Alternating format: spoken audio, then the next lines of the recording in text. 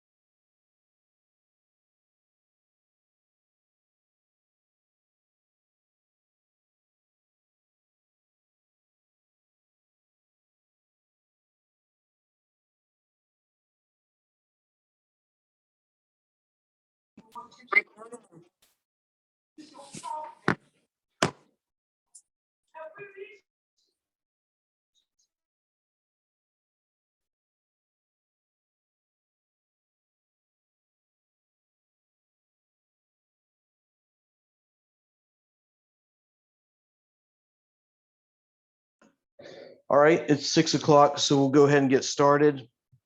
So just like with the previous weeks, what I'll do is first I'll go over the content for the week that we're in right now, week 4.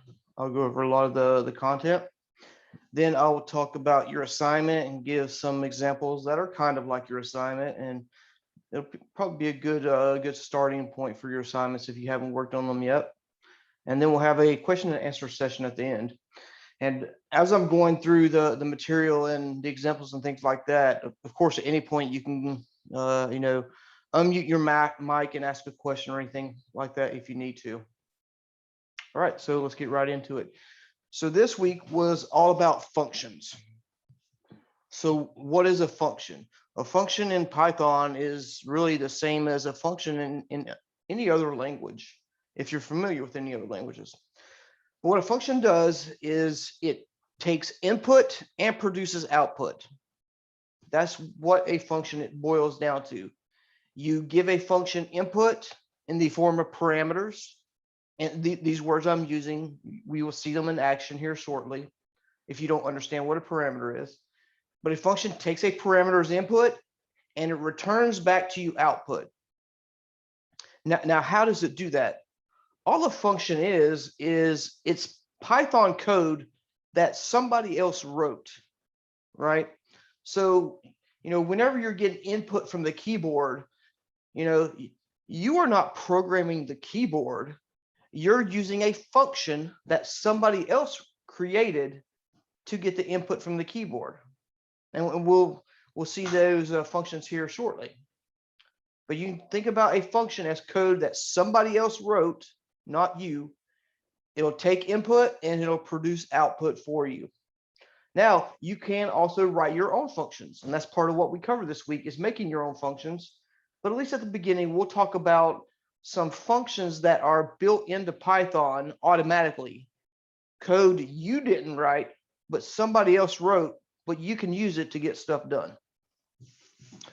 All right, so let's talk about some of the built-in Python functions.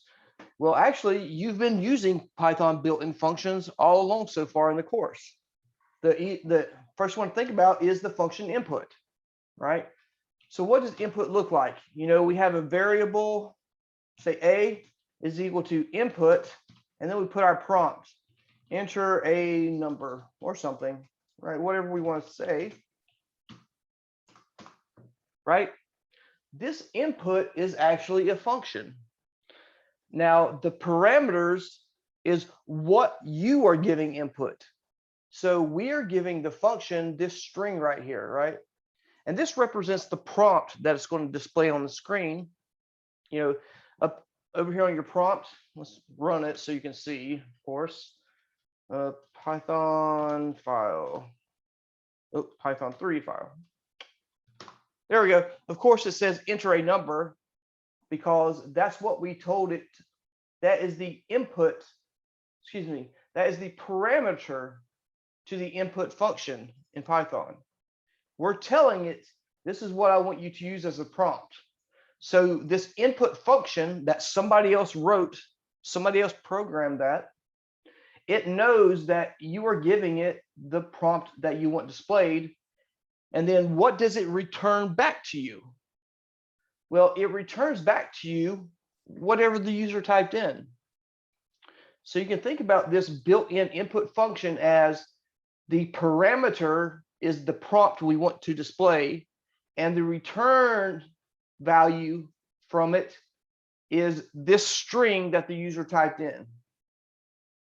Okay, so this input is a built-in function that exists for you. What are some other ones? You've been using these a lot, right? So, if we type in this print, actually, yeah, print is a built-in function. This is my text, right? Take away we'll leave the input there for a second.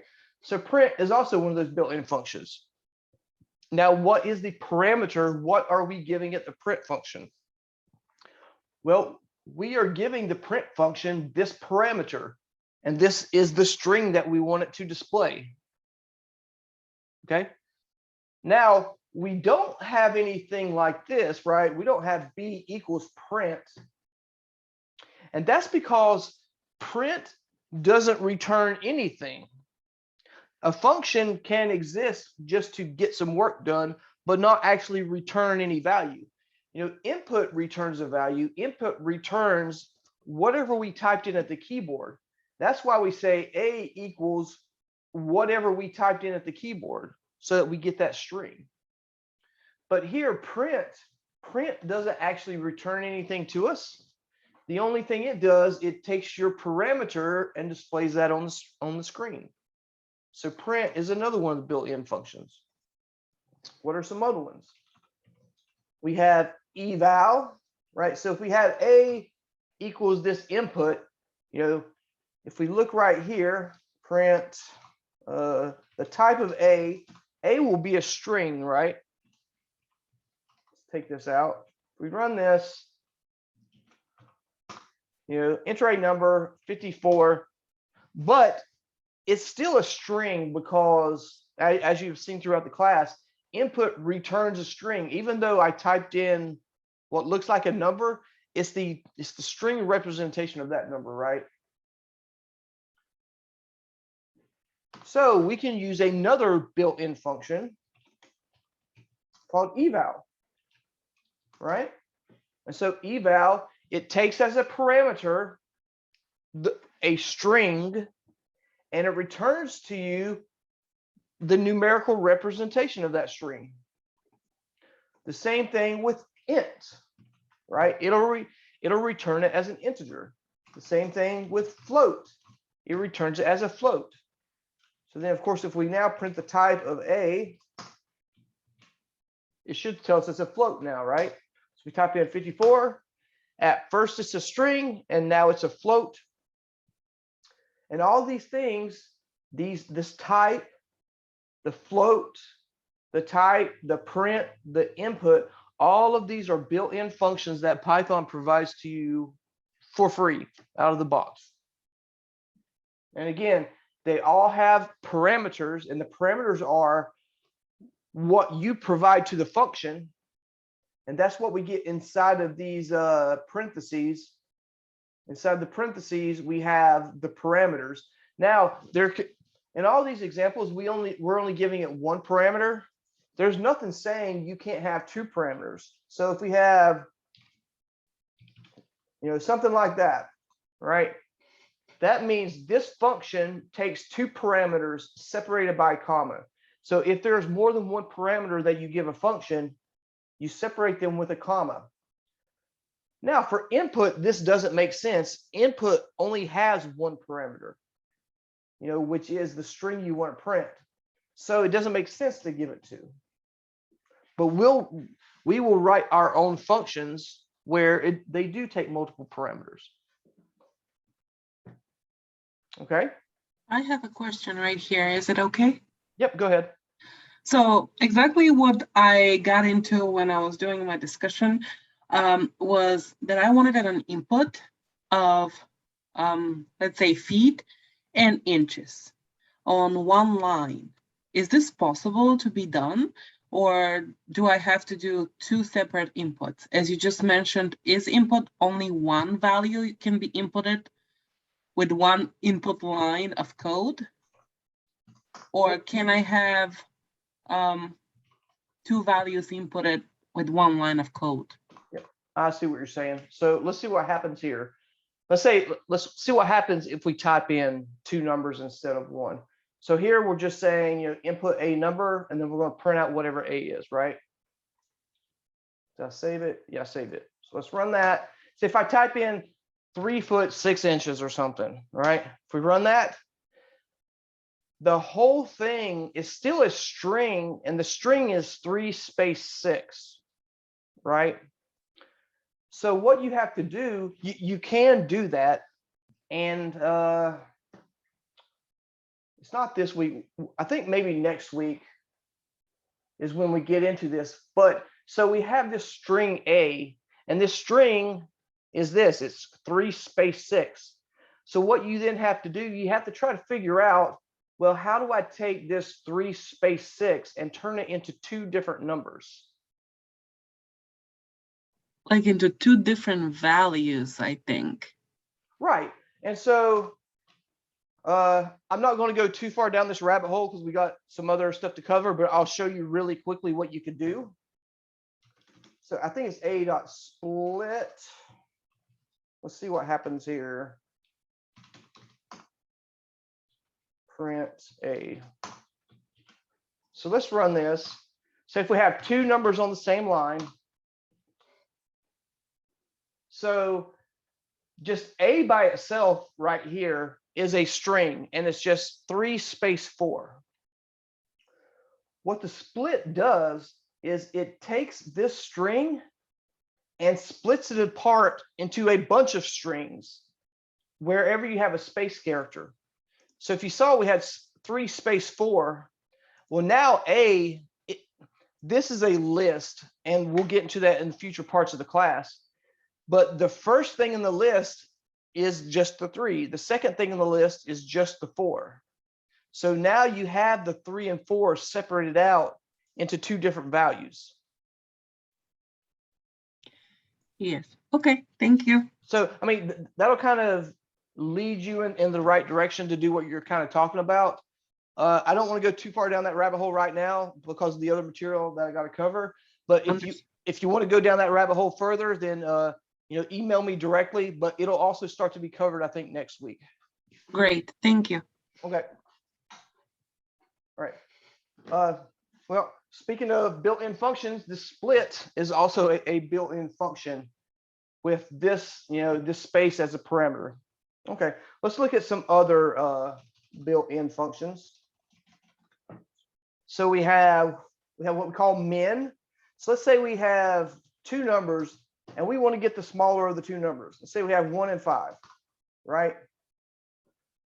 We can also have max, and we'll run it here in a second. 3 and 4. What's we got? And then we have length. C equals the length of this string. So these are 3 more built-in functions, and actually these take multiple parameters. So there's a built-in function called min. It takes 2 parameters, and it will return to you the smaller one. So you can imagine this is going to print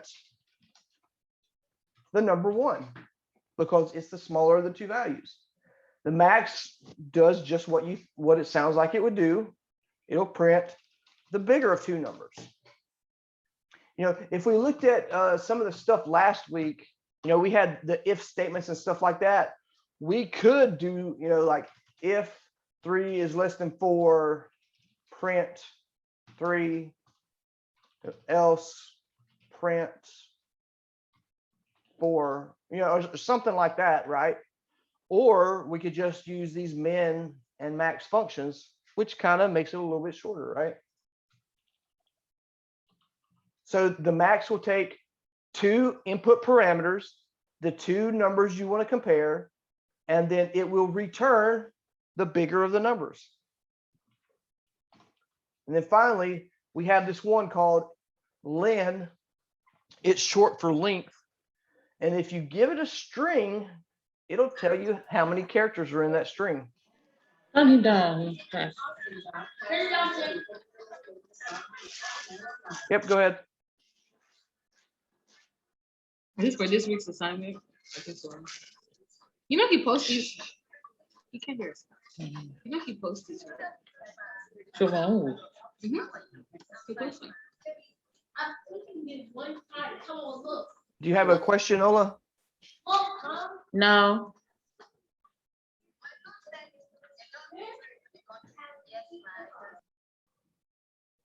All right, so getting back to this real quick. So we have this min, this max, and this len, which will tell us how many characters are in the string. So let's run it, and you'll see that's exactly what we get. So as you can see, when we do the min, we compare those 2 numbers, and it gives us the smaller number. It returns to us the smaller number, and then we print that smaller number, and indeed it's 1. Max does the direct opposite. It tells us that 4 is the bigger number. And then this len tells us how many characters are in the string. And so that's what 8, 9, 10, 11, 12, 13, 14. Oh no, I'm sorry. Yeah, 11 characters. And sure enough, it tells us that there are 11 characters in that string. So these are just a few of the Python built-in functions that, like as I said, takes parameters here. It's the input we give the function, and it returns something back to us. In this case, it's the smallest number. In the case of max, it's the biggest number. In the case of len, it is the length of this string. Okay, let's look at a few other ones. I'm not going to go too much into the other ones, but we'll cover them briefly. There are a lot of math type built-in functions. One thing you have to do, though, to use a lot of these math built-in functions, you have to do something called import math at the top of your file. And what that means is somebody else wrote a bunch of Python code to do a bunch of math problems. This is how you're telling Python, I want to use all of those other math functions, is import math. It means this math is code somebody else wrote. Import means I want to use it in my program. So let's look at a few of them. There is math.sqrt, meaning it'll give us the square root of a number. We have math.tan for tangent. We got math.sine, math.cosine, math.logarithm, and math.power. Do we have to use math every time before we say square root or tangent or sine, or not? Yeah, you need to use that. There are additional statements you could put in here where you don't need to use it, but it is best practice to keep it on there, because one, it tells you where you got it from, meaning this square root function came from this other math code. So that's why you need that math dot and then whichever function you want to use. Okay, thank you. So if we have the square root, right, it does what you think it does. It computes the square root. So if we have a square root of 49, that should be 7, print A. So it'll take a number as an input and it'll return to you the square root of that number. I'm not going to do it for all of these, but you can get the point. The tangent of 3.1, print B. We'll do one more. We'll do power. C is equal to, and this takes 2 input parameters. It takes the number you want to raise, say, to that power. So this is saying 4 raised to the 3rd power. So let's print all those, and you'll see they give you the answer you want. sure enough, the square root of 49 is 7. The tangent of 3.1 is, that number. And 4 raised to the third power is 64. Right? So you use these built-in functions so that you don't have to program it yourself, right? I mean, you probably don't know off the top of your head how to write a program to generate a square root.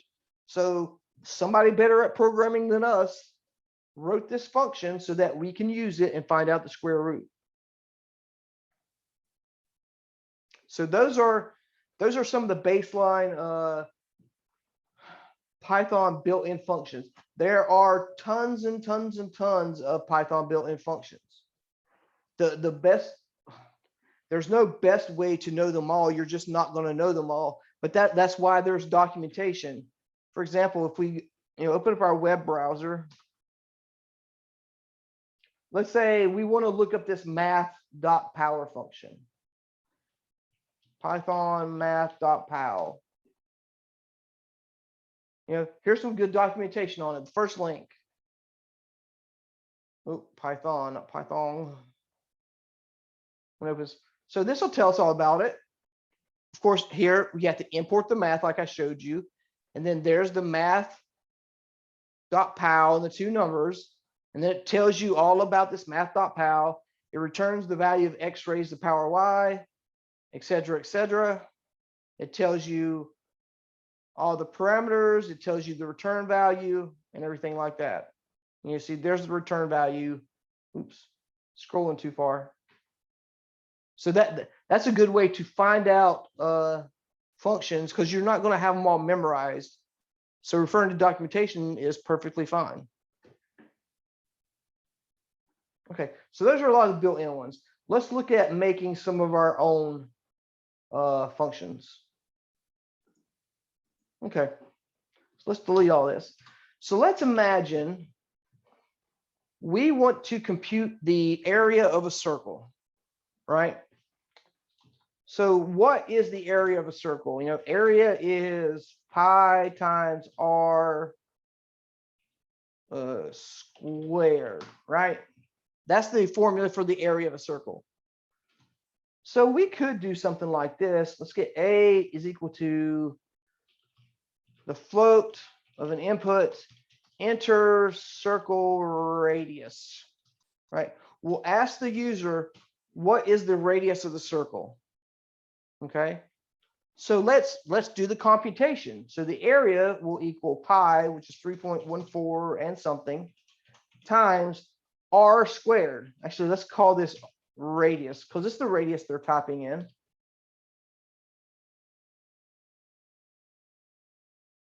Yeah, that's good. So r, which is the radius, squared. So for radius squared, we can have radius times radius. Or you can have radius star star 2, that squares radius. Or we just saw we can have import math. And we can do math.power radius to the second power. All those things were the same thing. And so let's print the area, right? So let's run this real fast, and you'll see why I'm using this example. Oops, oh. Got my parentheses around it. Enter the circle radius. So if the radius is 2, then that is the computed area. Okay. So let's say we want to do this for 3 circles. So really, it's really just copying and pasting all the same text, all the same code again, right?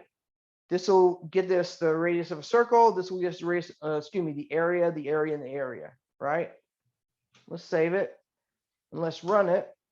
And of course, it does what we think it should do. Those are the answers. The problem is we have a lot of the same exact code repeated, right? All this code looks the exact same. Generally, when you repeat identical code, it's a good idea to turn it into a function. So we are going to make our own function that computes the area of a circle. Okay. Just like, here we use math.power and we give it parameters and it returns to us a value. We're going to make our own function that takes parameters and returns to us a value. And we make our own function like this. It starts out with DEF, and that stands for define. So we're going to define our own function. The next thing is the name of the function. And it can be just about anything that you think it could be. The only restrictions on the name of the function is the same restriction for a variable. Meaning, it can't start with a number. It can have a number in it, but it can't start with a number. It can't have a special character in it. So any kind of lowercase or uppercase letters and numbers, as long as it doesn't start with a number, can be the name of our function. So I'm just going to call it compute area of circle, because it makes sense to name it something similar to what it's actually going to be used for. So we have define DEF, compute area of the circle is the name. Now inside the parentheses, we need to put what are the parameters we are going to give this function. Well, to compute the area, we need to know the radius, right? We need to know pi, but pi is a standard number, right? There's no pi that's different from another pi. So it's never going to be anything other than 3.14. But the thing that'll be different is the radius. And it depends on, whatever the user types in for the radius. So we need to get the area, we need to know what the radius the user typed in, right? So let's give it as a parameter. So to the function, we'll give it the parameter of radius. Then you have the colon. That means this is all the parameters. This is what my function looks like. Now we have to actually do the work. We have to do the computation. So just like with if-else statements, we use indented statements here. Like I've said in other videos, spacing and indentation is very significant in Python. And just like with if statements and else statements, anything that belongs to this function has to be indented. So the way Python knows that your function is done is when it's not indented anymore. So our first thing has to be indented. So what do we need to do to compute the area? Well, let's do it a couple things at a time. First, we will square the radius. Then we'll multiply by pi. And then that's the area. We'll return the area.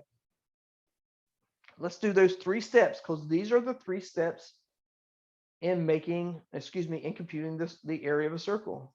So first, let's square the radius. So we have the radius will equal, let's just call it radius squared is equal to the radius times the radius, right?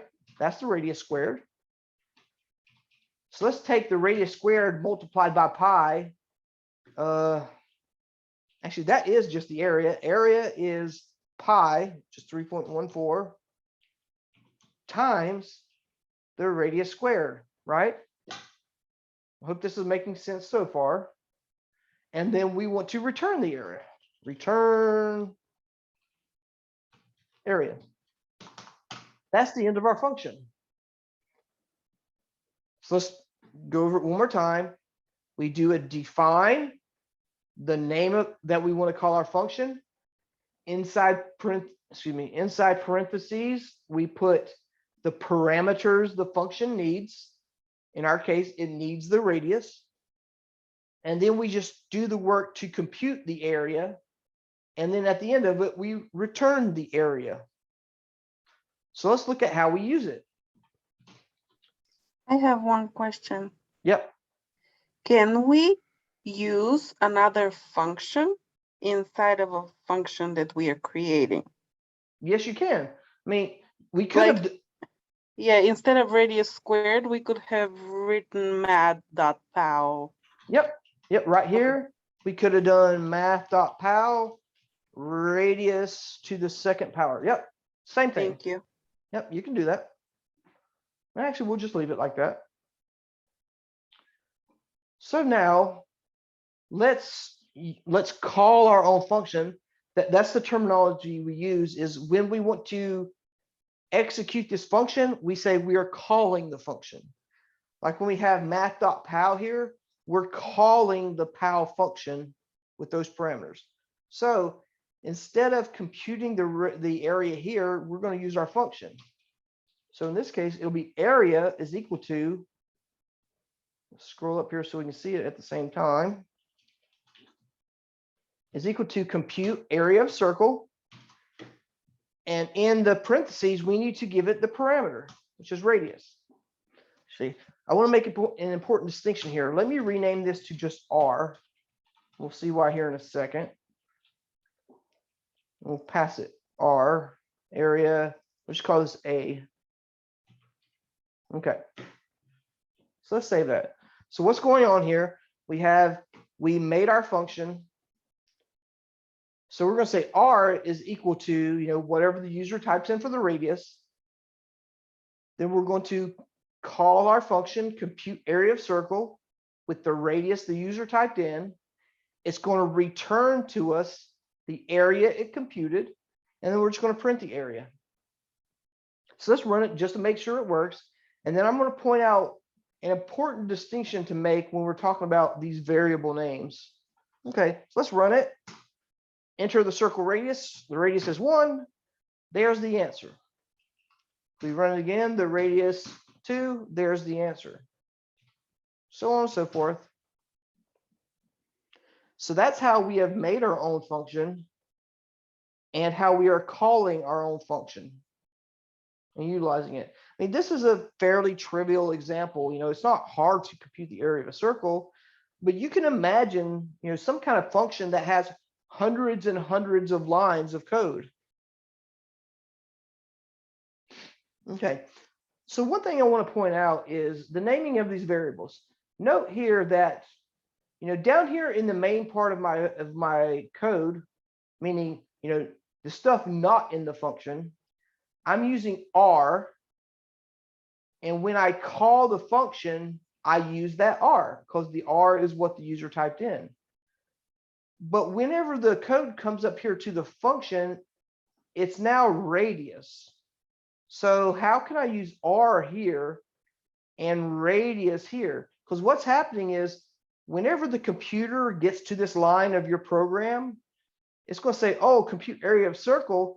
It's going to jump up to here and start running these lines of your program. So we have just an R here, but we have the whole word radius here.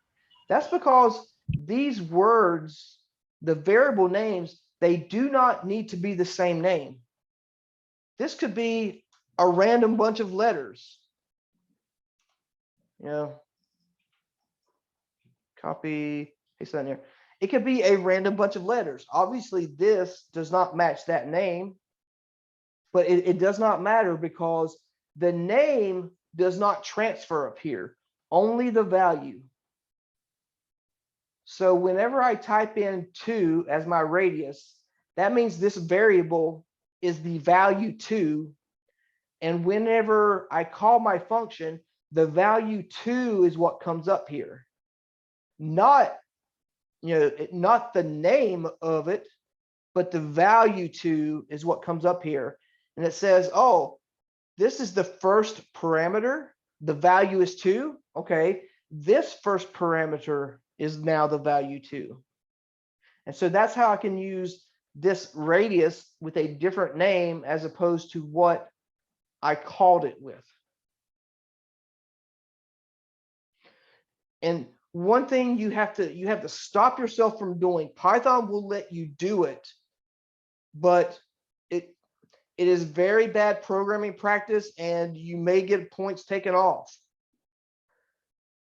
So this variable here, ASDF, etc., etc., etc., you can actually use that variable inside of your function,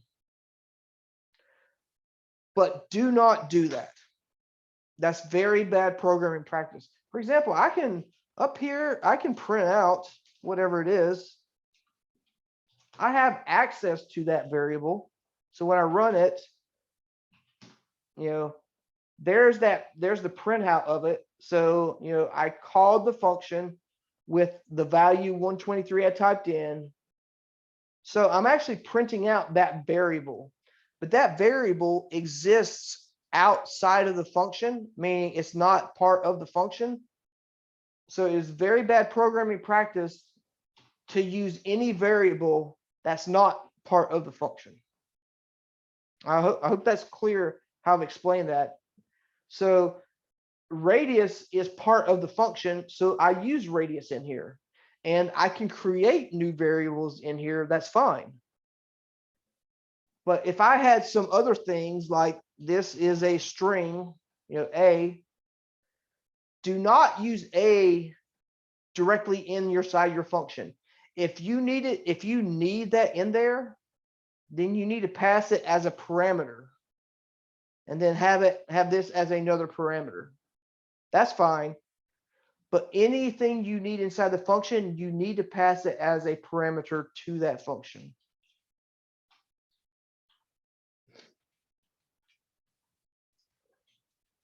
So that's what creating our own function looks like.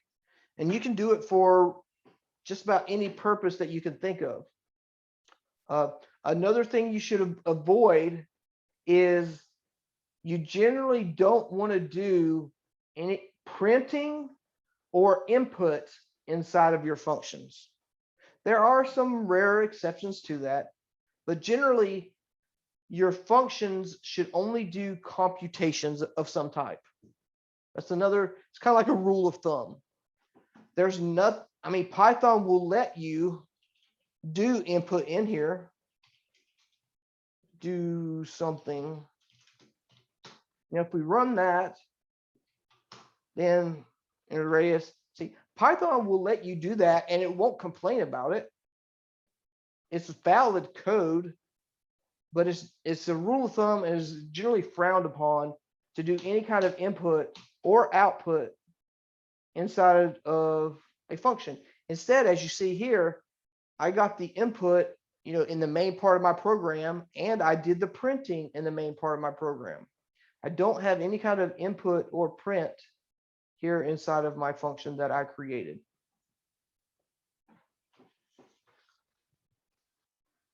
Okay, that is all of this week's materials. Like I said, it focused exclusively on functions, a lot of your Python built-in functions, and then how to make our own functions.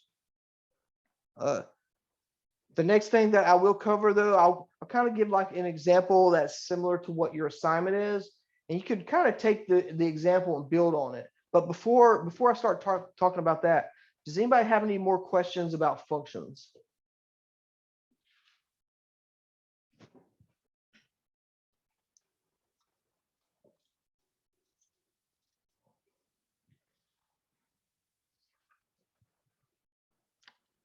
All right, I'll go ahead and move on to an example similar to the assignment.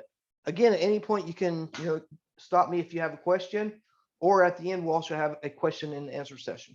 All right.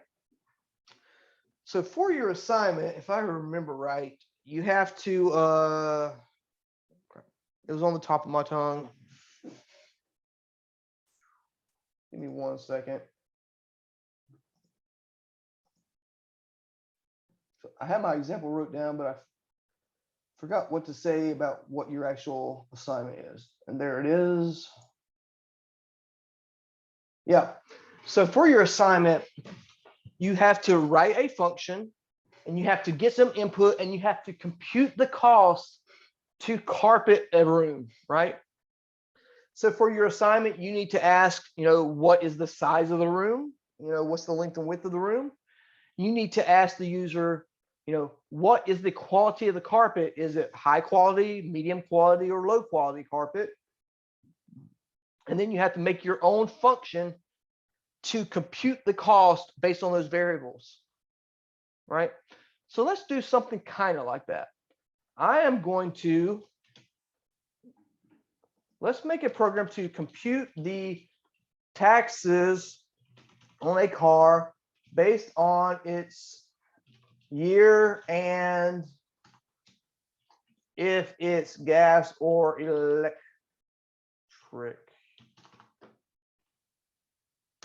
That's what we're going to do. And you'll see it's somewhat similar to what your assignment is. So compute the taxes on a car based on its year and if it's gas or electric. So that kind of tells me I need to ask the user, what year is the car? So let's ask the user that. Year will be, it'll be an integer. We'll get the input from the user. Enter year of car, right? What I like about doing program is you take baby steps and run your program along the way. So let's take the baby step of just asking, what is the year of the car? And then we're just going to print the year of the car. And we'll make sure that's working. Run it. Enter year of the car is a 2000. And it just prints it right back out to us. Okay, so far that's working. We've got the year of the car. Now we need to ask, is the car gas or electric?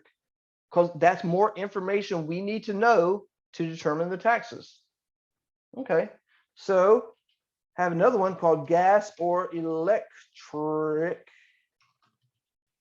And we'll get it as input from the user. This will be a string. Enter gas. Oops, let me put my quote. Enter gas or electric. So take baby steps. So we'll just still print out the year, and then we'll also print out gas or electric. Oops, not electric. Let's save it and let's run it. Here, it's a 2000 gas or electric. It's gas.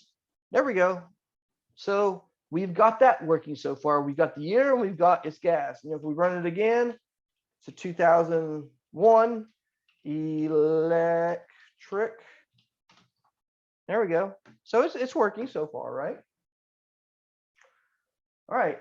So now we got the information. We got what year it is. We got if it's gas or electric. So now let's compute the taxes. But let's compute the taxes using a function. And in your assignment, when it tells you you need to compute the price of a carpet using a function. So I could just compute it, right here, as part of the main part of my program. I could say taxes equals blah, blah, blah, blah, whatever the computation is. But because the assignment specifically says write your own function, we are specifically going to write our own function. If you do not write your own function, then it will be points deducted. Okay, so let's write a function to compute the taxes. So how do we make a function? We start off with DEF, give it some name. We'll compute taxes will be the name. Then we have to give it the parameters that it needs. So to compute the taxes, it needs the year and it needs if it's gas or electric. And I'm just going to use Y and G. We can make it more descriptive if you want. We can make it year of manufacture. That's more descriptive. But for brevity, I'm just going to call it Y and G, where Y is year of car. G is true if gas, false if electric. That's just how I'm going to handle it. Actually, no, let's take that back. We'll see here in a second. Okay, so let's say what's the formula for taxes? Really, it can be whatever we want. I mean, I'm sure there's some real world formula for taxes, but we're just going to make up our own formula, and that's fine. So let's say the taxes is equal to the square root of the year plus 500 if gas, or 100 if electric. Yeah, that's going to be how we compute taxes. Okay, let's make this bigger so we can see the whole line. Like I said, I just completely made up that computation, but let's say that is the formula to compute the taxes. So let's write the Python code to actually carry that out. So the first thing we need to do, we need to get the square root of the year, right? So we can say y is equal to math. Actually, let's import the math again. Math dot sqrt of the year. So this will get the square root of this year input, and it just saves it right back to y. Okay. Now we need to actually let's go ahead and call it taxes. Oops, if I can spell right. Taxes. Okay. So our taxes start out to be that our taxes is equal to the square root of the year. Now we need to figure out, do we need to add $500 or do we need to add $100? So we need to see, is the car gas or electric? Well, we can say if G equals a gas car. If it's gas, then taxes plus equals $500. Else, if G is electric, I'll make sure I spell it right. So if it's electric, then we add $100 onto it. So what if they type in something that is not gas or electric? Let's say they mistype something and it's not gas or electric, right? So, I mean, that's a special case. So let's just make the taxes like -1. And maybe we can just see that as something where it went wrong. When we get down here, when we call the function, you'll see why this is important. Okay. And so that's it, right? Did this do the right computation? So we got the square root of the year. And then if G is gas, we added $500. If G is electric, we added $100. And because it's an if, elif, and else, that means, it was not gas or electric. And so we're just going to set taxes to -1. All right, so now down here in our main part of the program, so we've got the year from the user. We've got if it's gas or electric. So let's call our program. So we say the taxes, I'm just going to use T, is equal to compute taxes. Now we need to give it the parameters. We need to give it year and gas or electric, right? And then let's just print T. We'll put something useful. Taxes are this many dollars, right?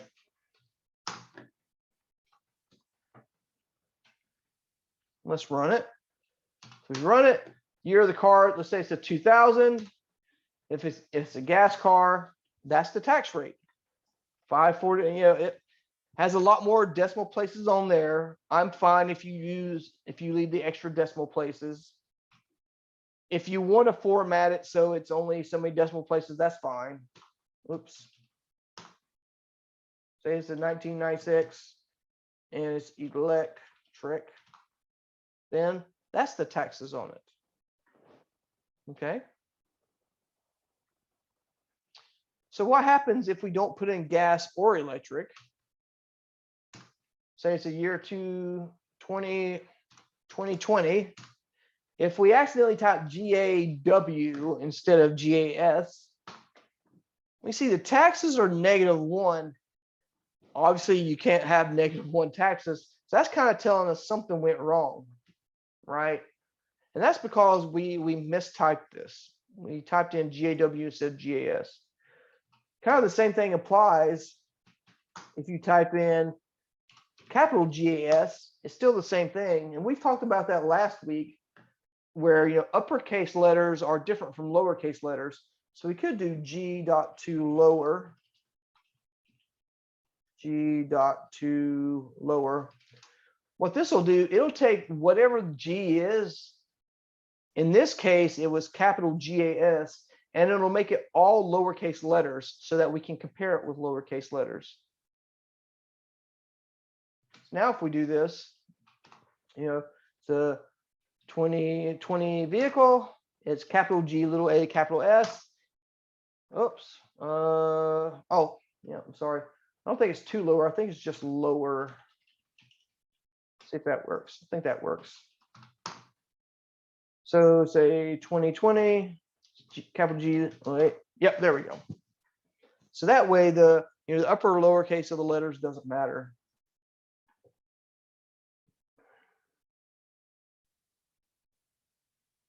All right. So that's almost at the end of the example. One thing I'll add for the example is, like we said here, if they type in something that is not gas or electric, show it one more time.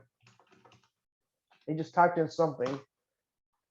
You know, it says taxes are -1, right? And that's because it was not gas, it was not electric. So it gets to the else statement. It says taxes are -1.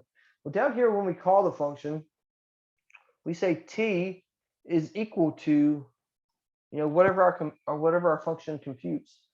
So what we can do here, we can say if t is equal to -1, that means if it made the taxes -1, well, if the taxes are -1, let's print you typed in something wrong. Else, meaning the taxes are not -1, then we'll just print out the taxes. Run that. So now if we put in 2020 and we type in something that's not gas or electric, it'll tell us you typed in something wrong. I have a question. Yep. Well, if we did that on top where you put else, the first else, instead of -1, if we just said taxes equal, can we say print inside the function or no? I mean, there is nothing, Python will not stop you from printing here, right? If we run that, year of the car, 2111, whatever, gas or electric that. So it does work. Here in that function, it will print that out. But that's why I'm saying, you know, the rule of thumb is don't do printing inside here. Okay, got you. Thank you. Right. So we can do it. My thought behind it is to not make the code more complicated. You know, my brain goes to where it says else to just be a string and there is something wrong other than -1. You know, it's going to be easier for the user. But I understand if in general, this is not a general practice and that's why we do that and we give it a value and then we go to it. I understand. Right. And here's why I'll whenever I say this is a general rule of thumb, this is why. Imagine this situation. Imagine you have, like, this could be a real situation. Imagine the state you live in has some kind of giant database that has all of your vehicle information in it, and it has how much you owe in taxes, right? So imagine you have everybody in the state's vehicle in this, right?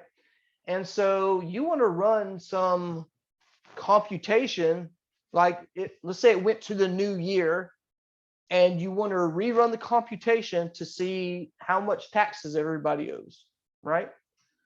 So you have this compute taxes function. So if we have a bunch of cars here, I know I'm typing in gibberish. Let's say we have a car 0 is compute taxes. It's a 2000 gas car. Let's say we have a bunch of these, right? And it's because they all came out of a database or something like that, right? And so we're going to compute the taxes. And then we're going to put, you know, whatever the tax rate is, we're going to put it back in the database, right? So there's no user typing in this information, right?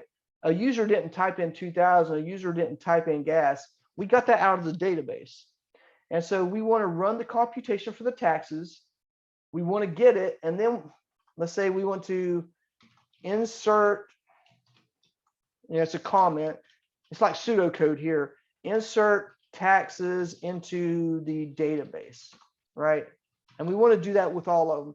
After we compute it, we want to put the taxes back into the database, all right? So when we call this compute taxes, we need it to return to us a number, right? If it just prints something out here, you know, and doesn't you know, set a value for the taxes, if we just print something out here, nobody is at the keyboard at the screen, you know, watching for the millions of cars that get computed. They're not looking for this. They're expecting this function to compute some value and give that value back. So, I mean, for our extremely simple example here, you know, sure, we can print this out here, but if you ever go out and get a job doing actual programming for some company, you will not be doing print statements and stuff like that or input inside of these functions, because we're expecting this to compute the value and give us back the value. It's not going to print something if something goes wrong. So in your assignment, if you print something there, I'm not going to count off for it. But if you want to have a programming job, you know, at the end of your studies, then these are kind of the rules of thumb that you'll have to abide by wherever you go work at. Okay, thank you. You're welcome.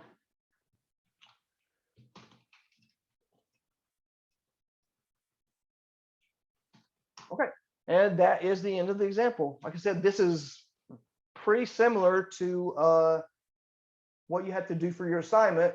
So you can kind of take this as a base and build off of it if you want to, or you can do your own from scratch. It's your own choice. So I'll go ahead and open it up for any kind of questions you may have. It doesn't have to be just this week's material either. It can be any of the material.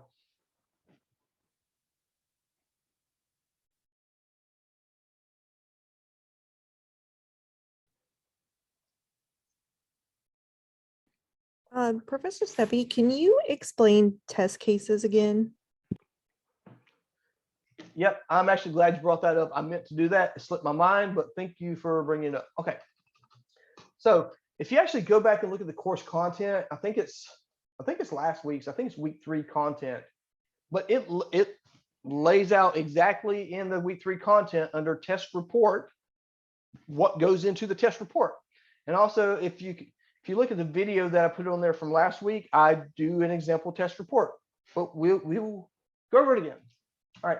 So I'm just going to do like a little ASCII chart here in this file.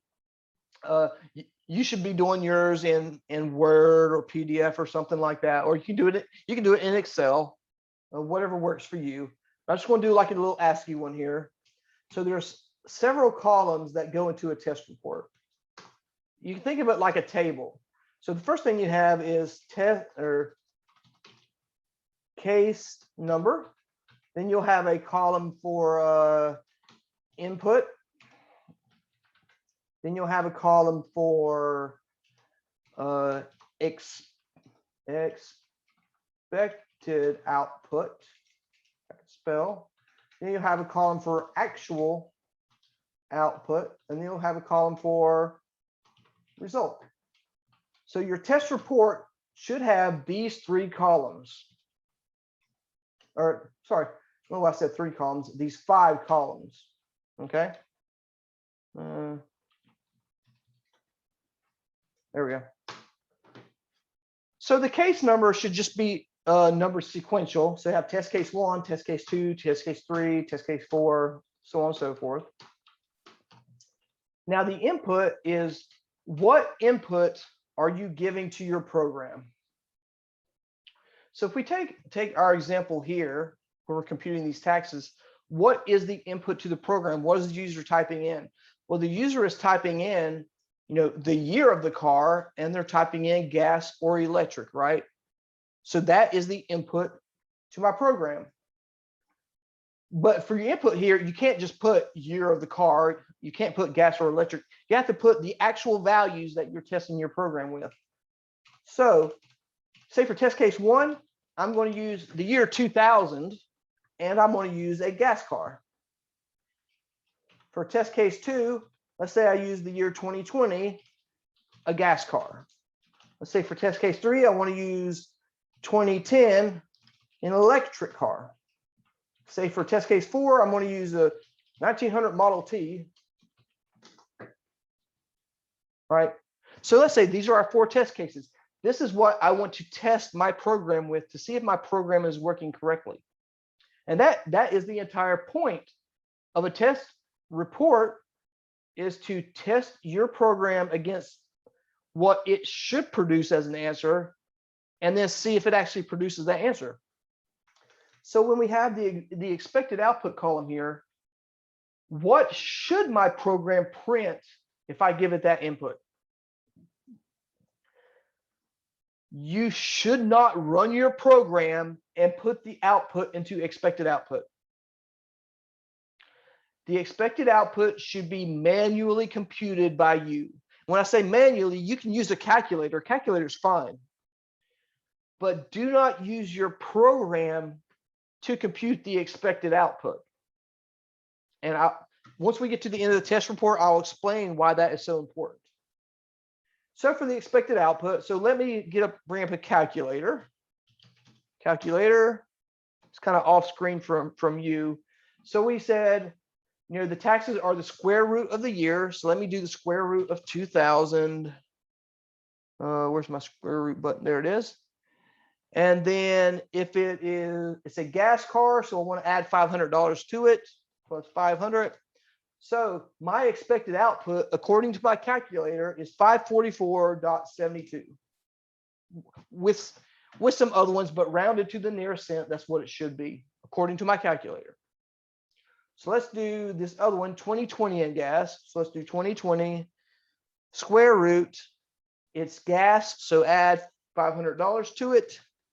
So this should be 544.94. Actually, for brevity, I don't want to do too many of these. Let me change this to electric. So it's not going to be 544 anymore. It's what, if it's electric, we add $100. So it should be 144.94. Okay, that's what I expect my program to do. So for 2010 electric, again, back to my calculator, 2010 square root, let's take out that one. Let's go directly to this. We'll do 3 test cases. So if it's a 1900 Model T, let's do 1900 square rooted. And then it's Model T. So what does that mean the tax rate is? Well, according to what we did here, the taxes should end up being -1, right? Because Model T is not gas, it's not electric. So taxes -1. So I expect my program to actually, what do I expect my program to do? So it computed a -1. I expect my program to print this out, right? That's what I expect my program to do. Let's abbreviate that so I don't get into my other column. Okay. Now we need to do what is the actual output. Now this is where you do run it in your program and you type in what your program gave you as the answer. So let's run it with our test cases. So we have 2000 and gas. 2000 gas, it gives us 544.72. Let's put that in here. Let's do 2020 electric. 2020 electric. It's 144.94.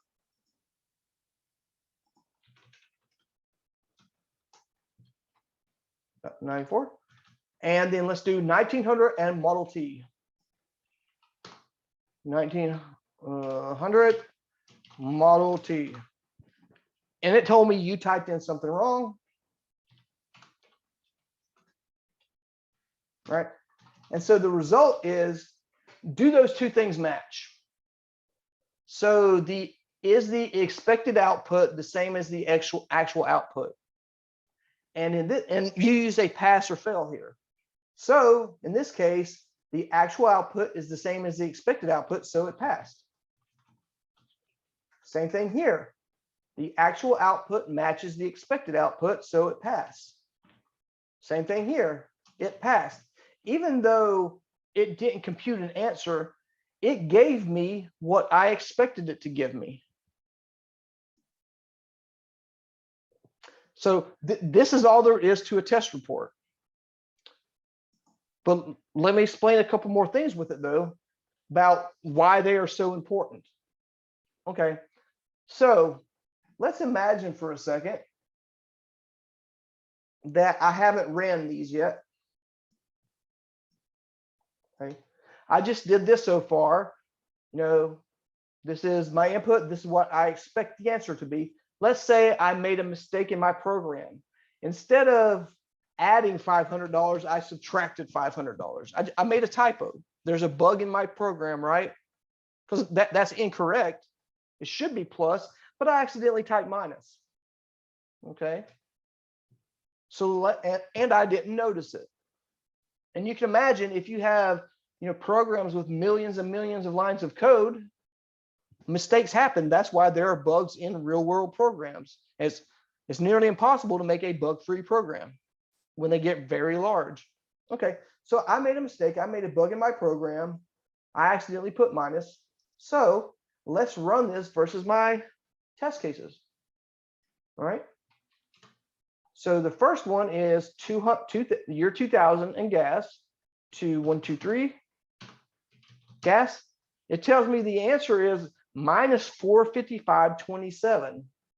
That's what my program produced, minus 455.27. Let's do 2020 and electric. 2020 electric, 144.94. 144.94. And I'm not going to run the other one. We know it's going to be you typed in something wrong, right? So did this one pass or fail? And the answer is it failed. This one still passed. And this one still passed. So it failed with this test case. That is an automatic red flag that you have an error in your program. You have done something wrong. And we know what I've done wrong, you know, is accidentally subtract instead of add. But because the actual output does not match the expected output, you can stop right there and you need to go fix something in your program. So, you know, this is my initial test table, but this test report.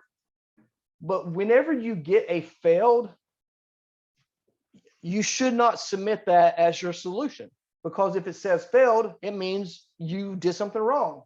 So if you ever get a failed in your test report, you want to come back, find your error, fix your error,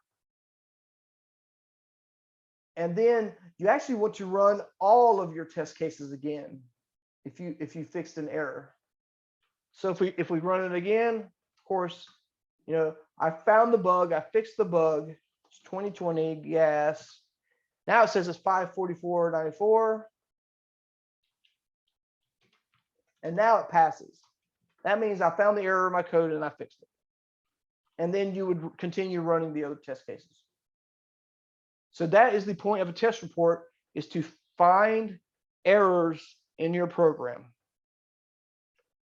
Now, here is the wrong thing to do. I'm going to show you the wrong thing to do.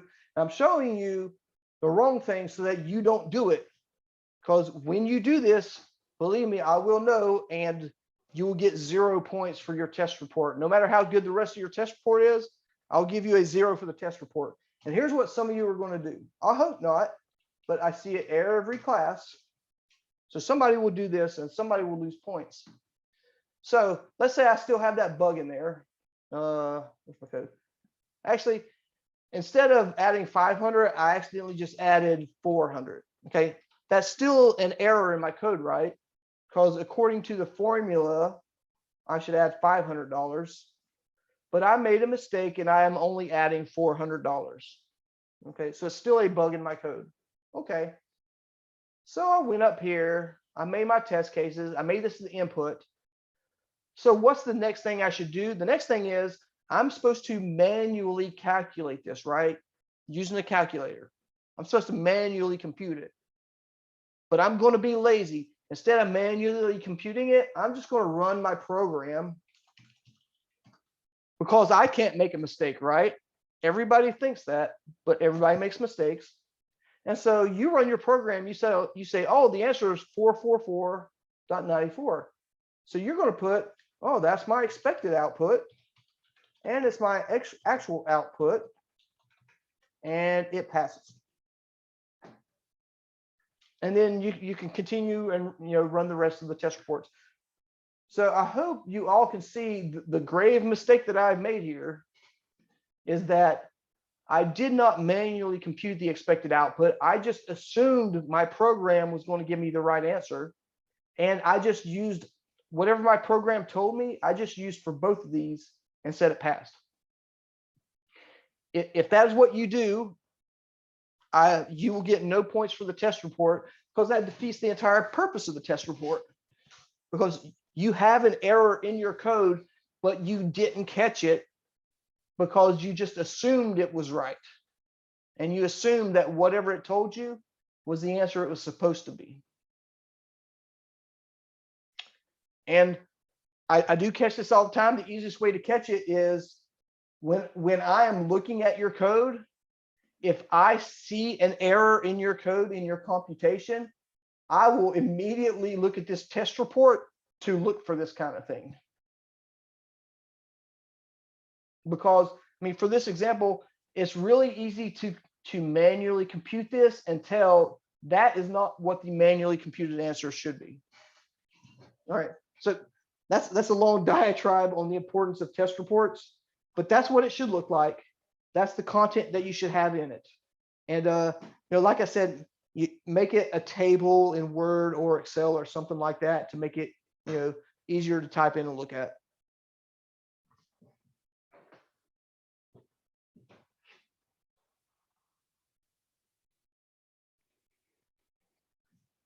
All right, any other questions?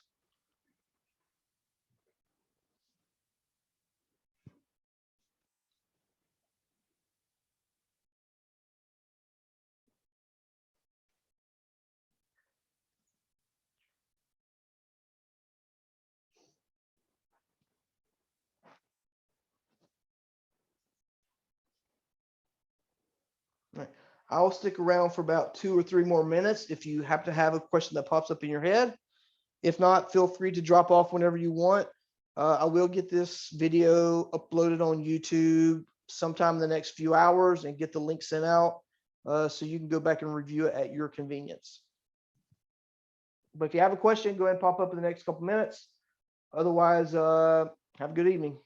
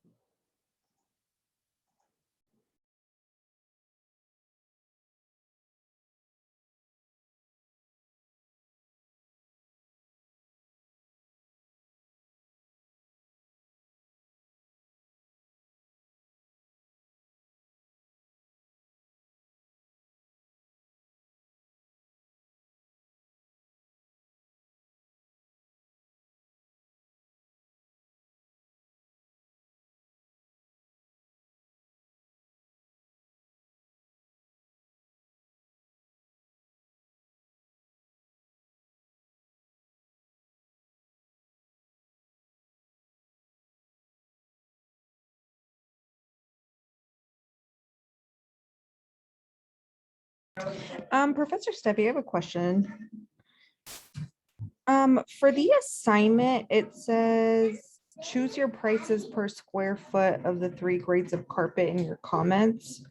Does that mean to calculate like the length and width or just the like quality type, like the square root of the length and width? If that, I don't know if that made sense. Yeah, and no, it just means, so, with the assignment, you need 3 grades of carpet, and you can call the grades whatever you want, but let's say I just call them high quality, low quality, and middle quality. So you just need to say, okay, for high quality carpet, it's $10 per square foot. If it's middle quality, it's $5 per square foot. If it's low quality, it's $1 per square foot. And that way, whenever you do the area of the room, you need to take the area of the room and multiply it by, what's the cost based on the quality. Does that make sense? Yes, so sorry.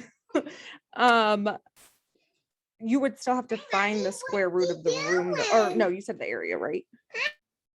Yeah, the computation should be the area of the room, which is the length times the width, times the quality. Well, you're not going to take the length times width times low quality, right? You'll take the length times the width times how much low quality carpet costs. Okay, I got you. So it would be like length times width times $5 if it was high quality, so on and so forth.